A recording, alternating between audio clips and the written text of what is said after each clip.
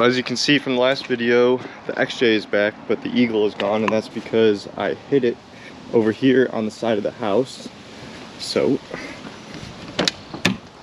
I do have to get in the passenger door. But yeah, welcome to the channel and this video. And this is my 1984 AMC Eagle that I bought for $4,000 about a month and a half ago. And it has been sitting in the front of my house until about a week ago. I moved it, made this kind of area to park it on the side of my house, and it's broken in half. And I will explain that in a second. But let's get it started. So I crawl over here.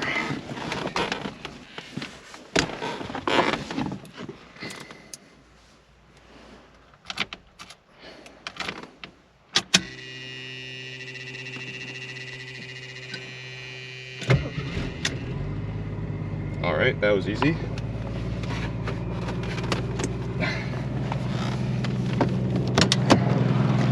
So as you can hear, it has a pretty bad exhaust leak, and the idle's like really high for some reason, but it still runs.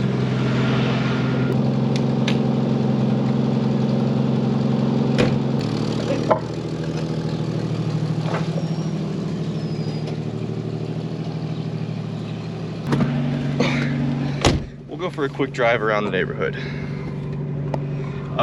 When I put it over there, I put it in four-wheel drive, and as you can see, just pull down, switch over, four-wheel drive's engaged. All this stuff still works, which is kind of what the guy sold me on. And obviously this interior is like brand new, not even a Segi headline or anything. So I was pretty excited when I bought it, but he definitely hid up the cracked subframe that I'm going to show you in a second. The car is still drivable, and as you can see, I am driving, but probably not the safest thing to be driving. And if it does split in half as I'm going down the road, I'm not terribly worried about it, because then I'll just drag it home with the Raptor. And I don't really drive it anywhere far, or anywhere. Steering kind of locks up too a little bit, but I'm sure that's nothing too major.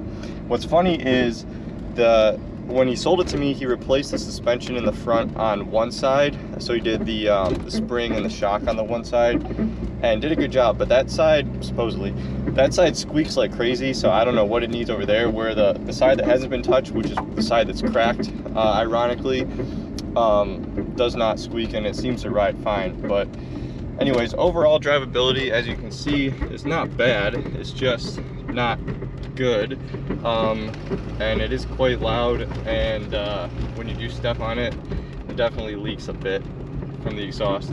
When I crawled underneath it, there's just a giant hole where it looks like there should be an O2 sensor or something, so not really sure. I'm very unfamiliar with the vehicle, so well, I guess we'll figure it out as we go. But as of right now, if someone offers to buy this car for somewhere close to what I paid for it, I'd probably just sell it, because I don't know if I need this project on top of the Jeep and the Raptor, because I do have a lot of fun plans for those. You know, custom chase rack and rear bumper for the Raptor, plus a front bumper I want to order and put on so it really looks like a Baja vehicle, and then level it and all that. And then the XJ, we're gonna make that into the ultimate, pretty much stock, but you know, better than a little bit better than stock.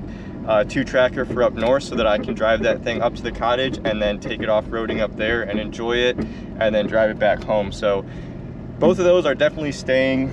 I really have no big need for this vehicle, except what I would really like to do long term. It's going to be a little crazy, but let me explain it. I've decided that what I'm going to do is LS swap it. So let me know in the comments or whatever, if you do see this video, if you think that's a good idea. So the plan is to cut the whole front subframe out, since it's falling out anyways, and then I would kind of cut off from the main front unibody, and then build a tube frame that would have engine mounts for an LS engine, and I still have no idea which one, but that's what I would go with, especially since I'm going to be working at General Motors. I think that would be really fun. Try not to run over this guy and his dog here. Oh, all right. So yeah, let me know what you think, which LS engine, if you have a preference to that. Should I twin turbo it? Maybe eventually. But yeah, what I would like to do if I did keep this car is make it the ultimate sleeper, maybe keep this terrible paint job with this mint interior, and then completely rebuild the front end. And even though this does run and drive, I would just, you know, sell the drivetrain, because I'm sure someone else would use it.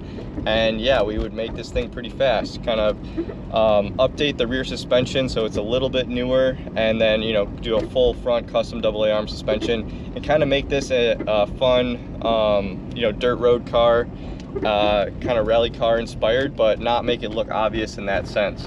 So let me know what you think, if that's a good idea. I do have this car up for sale, even though I did get kicked off of Facebook for no apparent reason. But if I do sell the car for a decent amount of money without, you know, really losing a ton, I will let it go, because steering got locked up again, because I do have a lot going on.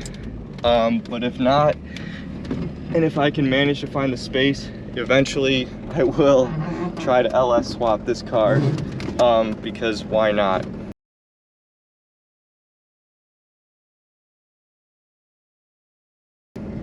Seems like a fun enough project. But yeah, for now I'm gonna leave it on the side right here in my driveway, and should be fine here for overnight. And then tomorrow I'll take it to Cars and Coffee. But yeah, let me show you what I mean by it being broken in half.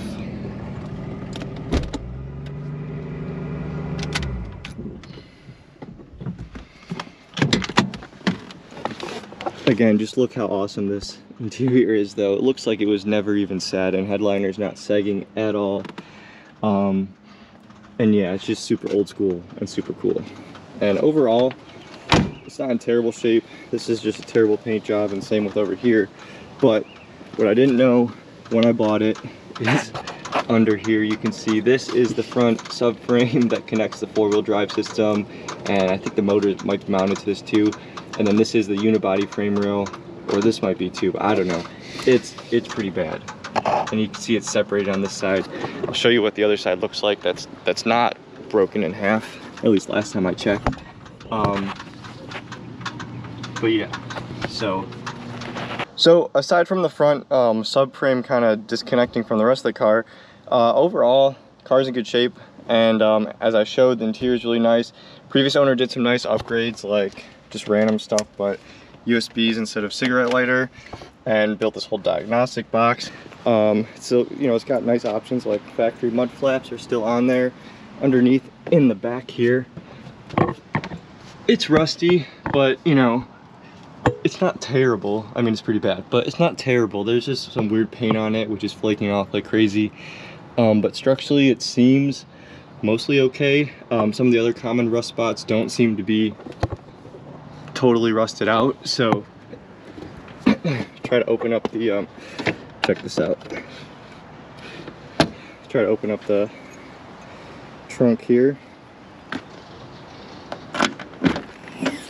Pops right open, which most of these don't work, and it's got these weird angled latches up here. So other than that, like, everything's really nice. Interior is really nice. Aftermarket high mount brake light. So yeah, I really don't know what to do with this car, as I mentioned. I could I'm trying to sell it as is, so we'll see. And obviously I'm disclosing the issues that it has and not trying to rip someone off like someone did to me.